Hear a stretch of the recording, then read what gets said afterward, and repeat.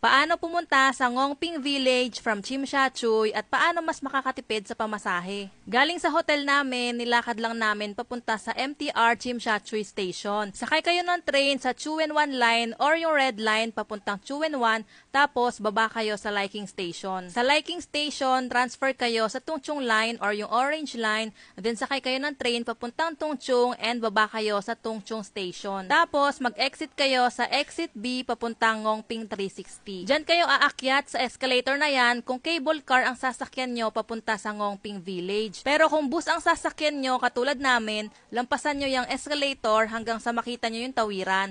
Tawid kayo dun sa kabilang side and lakad lang ng konti sa right side, makikita nyo na yung bus terminal papuntang Ngongping Village. Bus 23 yung sasakyan nyo at 19.6 HKD yung pamasahe. Mga isang oras yung biyahe paakyat sa Ngongping Village. Then ayan na, nakarating na kayo sa Ngongping Village. Nung pababa na, sumakay naman kami ng Ngongping 360 cable car at crystal cabin yung binook namin sa Klook. Mas tipid kasi kung one way lang na cable car yung ibubook nyo compared sa round trip.